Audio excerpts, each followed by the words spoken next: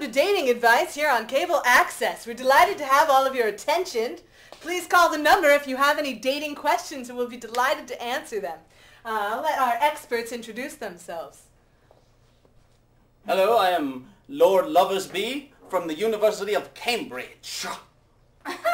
And I am here to give awesome bloody advice. We're really excited to have you. Thank you. And tell us about yourself. My name is Dr. Love. I was a DJ in the 70s. And I played romantic tunes all night, so I think I know a little thing or two. I can't think of a radio DJ who doesn't. Yeah. You in the red shirt with the yellow. Hey, what's up? I'm Skip Larson, Delta Chi. I'm a 7th year senior and fraternity president. All right, I'm going to ask right now if we have anyone on the phone who needs dating advice. All right, yes, hold on 1 moment. Okay. Hello? Hello? Hi. Hey. Do you have a Hi. Do you have a need for some dating advice? Yeah, I got an improvisation for you guys to do. How Maybe about a bachelor party? bachelor party? Perfect. Thank you. So that's a great question. Oftentimes dating leads to marriage, which leads to the thing that most men anticipate about marriage, the bachelor party. Yeah. What's some advice that you could give young men who are going through their first marriage, their starter marriage? We are the starter kit. Thank you. Well, metafiction. A bachelor party should be taken in moderation. You should never party too hard because the lady might not want to marry you then. That's excellent. Moderation. Yes? That's some pretty good advice. I personally think that you can go a little crazy sometimes. Not too far.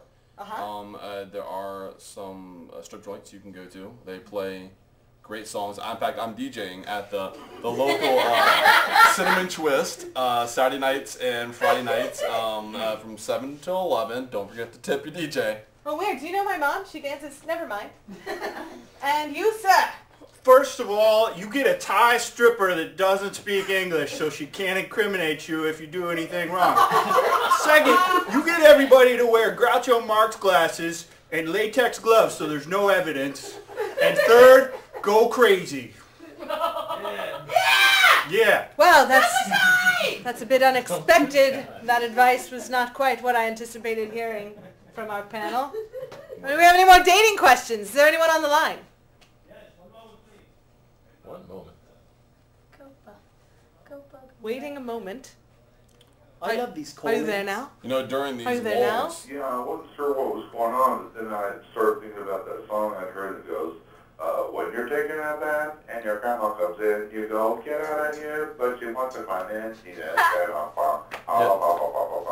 I love that song. I Which played reminds that. me of like the first time I saw my grandma naked, first I was Perfect. like, I was like, I'm sure I'm excited about that. And I thought, no, that's kind of weird.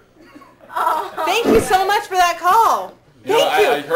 I heard that's actually the inspiration for that song in 1972. That was cool. Well, you would know a lot about that song, being a DJ. Hello? Yes. Hi. Hi, I just want to ask you real quick, let me turn my TV down so I can feedback. Oh, thanks. What is the trials and tribulations of a East Hollywood or maybe it's West Hollywood stunt butt artist who fills in when the nasty part of gay movies start? Perfect. Perfect. Wonderful question. We're so glad you asked. Thank you, caller. Okay, panelists. That's a wonderful question. I've always wondered the same thing. What is that like, the life of a butt double in one of those movies? A butt double leads a very lonely life. You never get to see the other gay parts of him, only his butt. So that leaves him very lonely and ashamed. That's very sad. Do you know anything about this topic?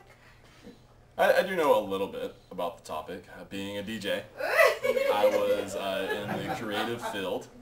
As everybody would know, it's very main music industry, Hollywood. We all kind of go together. Sure. And so sometimes, maybe? yes, well, you know, you experiment in the 70s. But the point is, like those. Oh, no pun intended.